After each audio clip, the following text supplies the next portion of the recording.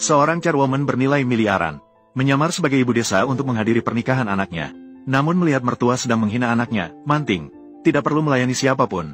Dahulu, chairwoman itu menguasai dunia bisnis. Namun, dia pensiun saat berada di puncak karir. Tidak hanya melepaskan posisi chairwoman, tetapi juga bersembunyi di desa, menjalani kehidupan biasa. Tak disangka, setelah bertahun-tahun, dia ditemukan oleh bawahannya. Dia tidak mau kembali, tidak peduli apa yang dikatakan orang. Namun, satu telepon dari anaknya membuatnya berubah pikiran. Anaknya malu padanya, tidak membiarkannya masuk kota untuk menghadiri pernikahan. Sebelum selesai bicara, anaknya langsung menutup telepon. Dia merasa pasti ada sesuatu yang disembunyikan anaknya darinya. Maka dia memerintahkan bawahannya untuk mencari alamat anaknya di ibu kota provinsi. Dia ingin pergi melihat sendiri. Tak disangka, anaknya terkejut saat melihatnya. Dia ingin masuk, namun dicegah oleh anaknya. "Suami, siapa yang datang? Kamu tidak ada, aku ingin bertanya arah. Aku akan membawanya ke sana." Sampai di lantai bawah, anak laki-laki tiba-tiba berlutut di depan ibunya. Dia sangat berterima kasih atas pengasuhan ibunya. Dia dibesarkan dengan penuh kesabaran, memberinya pendidikan. Namun, meskipun lulus dari universitas, dia tidak bisa menetap di kota. Calon istrinya kaya dan berpengaruh. Dia harus menyembunyikan identitas ibunya. Jika calon istrinya tahu tentang ibu desa, pasti tidak akan menikahinya. "Bagaimana kamu dan Bibi Jiang?" "Aku memberitahu jenderal dan mereka." "Mengatakan apa?" "Mengatakan bahwa orang tuaku telah meninggal." Anak yatim ini segera meminta maaf kepada ibunya. Meskipun dia telah belajar bertahun-tahun, namun setelah lulus, dia tidak bisa mendapatkan pekerjaan yang layak. Tidak memiliki rumah atau mobil di kota, masih memiliki domisili di desa, namun ditolak oleh banyak gadis. Dia dengan susah payah mendapatkan calon istrinya, dan calon istri ingin mencari seseorang yang kedua orang tuanya sudah meninggal. Tidak ingin melayani mertua di masa depan. Dia takut calon istri akan putus, harus menyembunyikan kebenaran. Keluarga calon istri adalah kaya raya di provinsi ini. Mertua sudah menjanjikan kepadanya selama mereka menikah, dia diatur untuk bekerja di grup pertama Huaxia, bekerja di grup Wanlong. Dia bersumpah kepada ibunya, kemudian masuk ke grup Wanlong, akan membawa ibunya ke kota untuk menikmati hidup. Tanpa dia sadari, ibunya adalah direktur Wanlong Group. "Xiao Tian, jangan merasa rendah diri.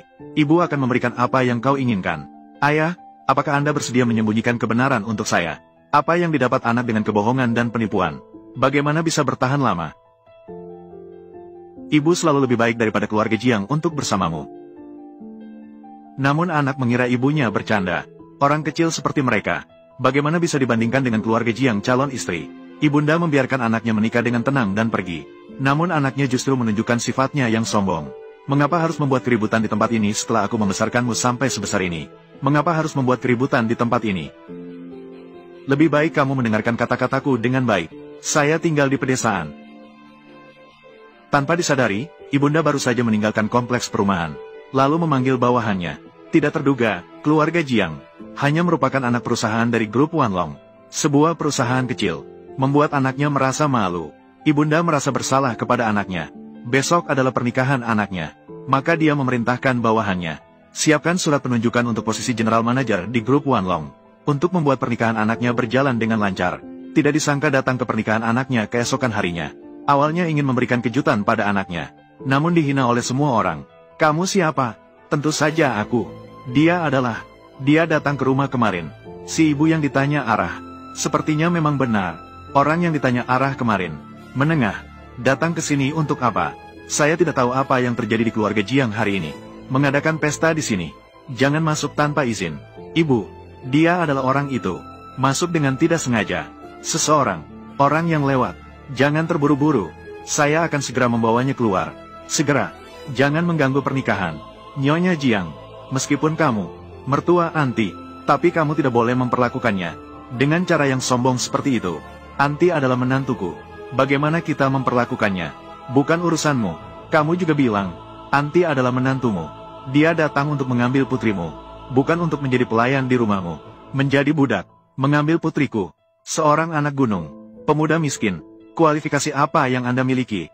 Mengambil putriku hanya karena nasib baik dipilih oleh putriku, menguntungkan diri dari keluarga Jiang saya, menjadi menantu yang tidak diinginkan. Menantu yang tidak diinginkan. Seorang pria sejati, orang miskin tetapi berjiwa besar, di mana saja, kapan saja, tidak boleh melengkungkan punggung. Bagaimana kamu bisa merasa rela jatuh ke dalam kehancuran, menjadi menantu lelaki? Siapa kamu? Ini urusan keluarga Jiang saya. Apa hubungannya denganmu? Kenapa masih berdiri diam saja?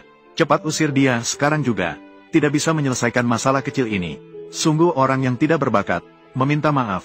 Kamu sekarang minta maaf.